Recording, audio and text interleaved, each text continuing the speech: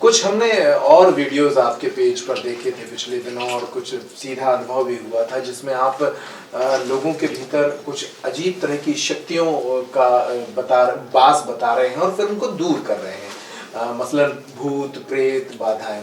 तो इस युग में जब लोग ये कहते हैं कि भूत प्रेत बाधाएं तो कुछ होती नहीं है, तब कैसे वो सामने नजर आता है, वो क्या है एक्चुअली? वो भी मैं चाहूंगा कि थोड़ा सहज रूप में लोगों को समझाएं कि प्रेत क्या होते हैं, भूत क्या होते हैं, और किस तरह से इनसे मुक्ति आप दिलाते हैं। इनकी श्रेणियां अलग अलग। आपने जो प्रश्न किया बहुत सुंदर प्रश्न है, और इस प्रश्न पर कई लोगों के मन में अनेक भाव है।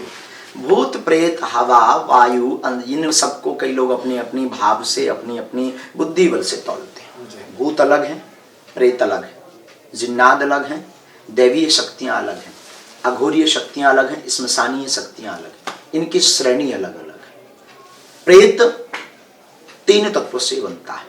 मानव शरीर 5 तत्वों से बनता है। हमारे शरीर में 5 तत्व है। अग्नि है, वायु है, जल भी है, आकाश भी है और पृथ्वी भी है। इन 5 तत्वों से क्षितिजल पावक गगन समीरा, हम 5 तत्वों से मिलकर बने।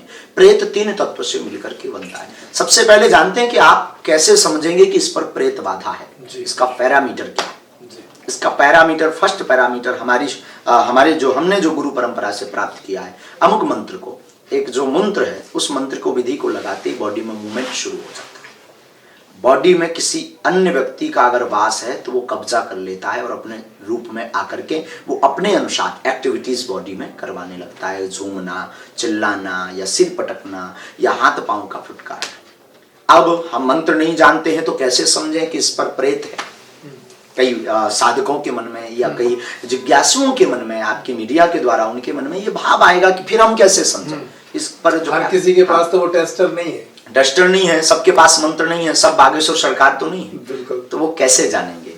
देखिए, अचानक से किसी के स्वभाव में परिवर्तन आना शुरू हो जाए, जो कल तक एकदम शांत प्रिय था एकदम से आवेशात्मक और अन्य भाषा का प्रयोग करने लगे। राजस्थान के झुंझुनू ग्राम का व्यक्ति, शुद्ध देहाती व भैंसियां चराने वाला व्यक्ति, और जब उस पर प्रेत सवार होता था तो एक ऐसी अंग्रेजी बोलता था कि अंग्रेजों की जो अंग्रेजी समझते उसे भी समझ नहीं आती, और उसने कभी पढ़ी नहीं। वो देहाती घूस आदमी था, पर जब उस पर प्रेत सवार होता था, जब वो अपनी लैंग्वेज में बात करता था तो वो अंग्रेजी में बात करता था। तो बड़े बड़े विद्वान चकित रह जाते थे कि ये आखिर है क्या।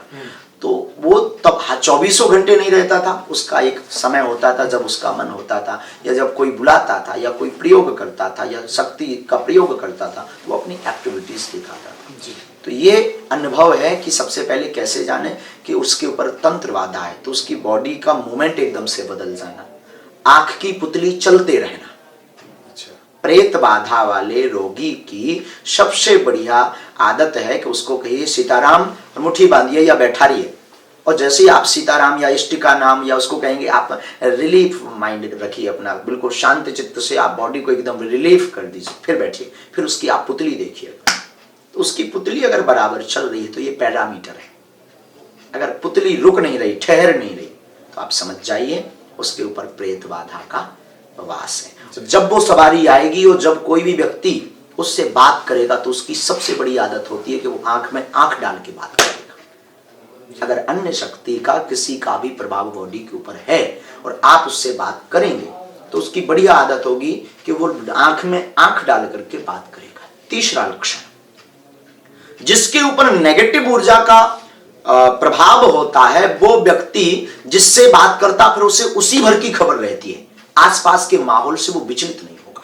जिस प्रकार हम बात कर रहे हैं और कोई आवाज करे तो हमारी नजर उधर जाएगी, हम पूछेंगे भी भाई क्या हुआ है।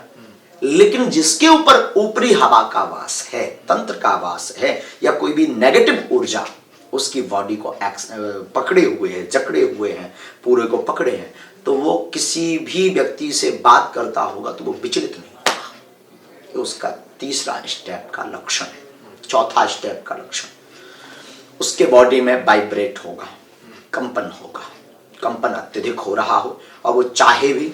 2 प्रकार के प्रेतों की सवारी होती है।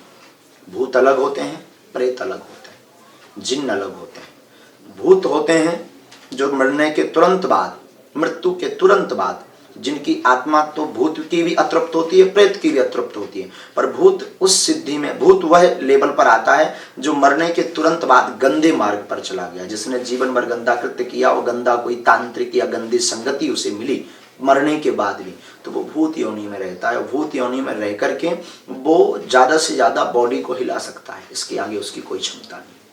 प्रेत जो होता है वो खुद को भी नुकसान, जिसकी बॉडी पर जाएगा उसको भी नुकसान कर सकता है और आप पर भी हावी हो सकता है। जिन्न जो होता है वो प्रत्यक्ष प्रमाण दे सकता है, फोटो को आपके सामने पकड़ करके ही फेंक सकता है।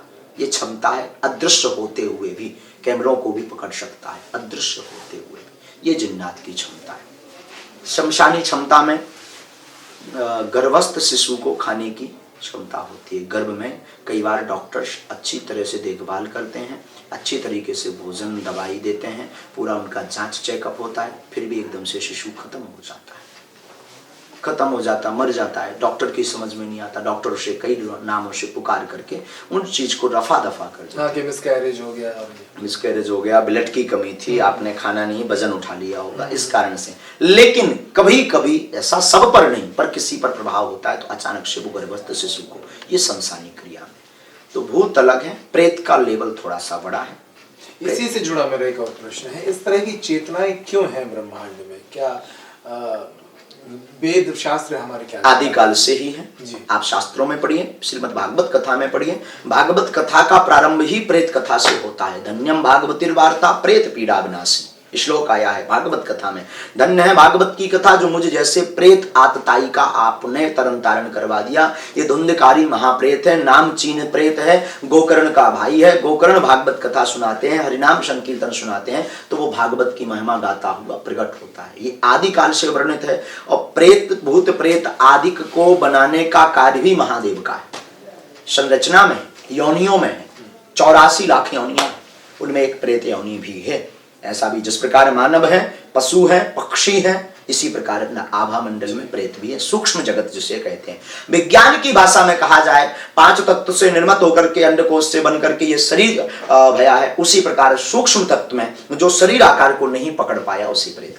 वो 3 तत्वों से जो मिलकर बना है, जिसमें 5 तत्व पूर्ण नहीं हो पाए वो प्रेत, और जिनमें 5 तत्व हो गए वो मानव।